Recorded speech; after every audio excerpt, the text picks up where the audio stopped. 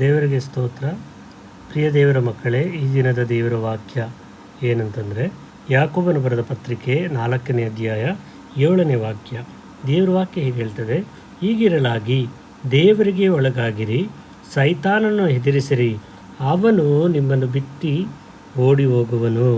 ದೇವರ ಸಮೀಪಕ್ಕೆ ಬನ್ನಿರಿ, ಆಗ ಆತನು ನಿಮ್ಮ ಸಮೀಪಕ್ಕೆ ಬರುವನು. ಆಮೇನ್. ದೇವರಿಗೆ ಸ್ತೋತ್ರ ಆಗಲಿ.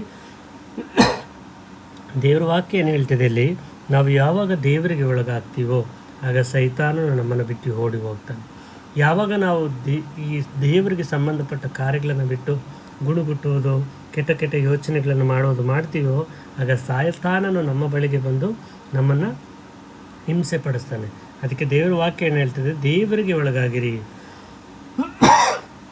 ನಾವು ದೇವರಿಗೆ ಒಳಗಾಗಬೇಕು. ಪ್ರಾರ್ಥನೆಯಲ್ಲಿ, ವಾಕ್ಯ ಓದುವುದರಲ್ಲಿ ನಾವು ಹೆಚ್ಚಾಗಿ ದೇವರ ಕಡೆ ಗಮನ ಕೊಟ್ಟಾಗ, ದೇವರಲ್ಲಿ ನಾವು ಬಲವಾಗಿದ್ದಾಗ ಸೈತಾನ ನಮ್ಮಿಂದ ಆಟೋಮೆಟಿಕ್ಕಾಗಿ ಬಿಟ್ಟು ಓಡಿ ಹೋಗ್ತಾನೆ.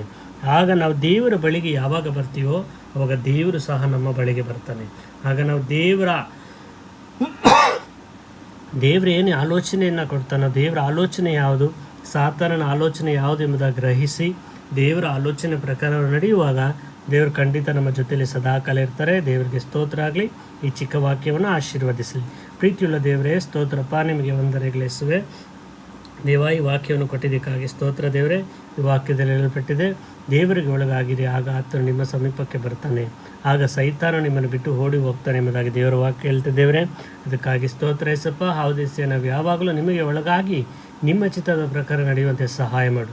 ಸೈತಾನನ ಎದುರಿಸಲಿಕ್ಕೆ ಬೇಕಾಗಿರುವಂಥ ಶಕ್ತಿ, ಬಲ, ಜ್ಞಾನ ನಮಗೆ ಕೊಟ್ಟು ನಮ್ಮನ್ನು ಆಶೀರ್ವದಿಸಬೇಕಾಗಿ ಯೇಸು ಸ್ವಾಮಿ ಹೆಸರಿನಲ್ಲಿ ಪ್ರಾರ್ಥಿಸ್ತಾ ಇದ್ದೆ ನಮ್ಮ ತಂದೆಯೇ. ಆಮೇನ್.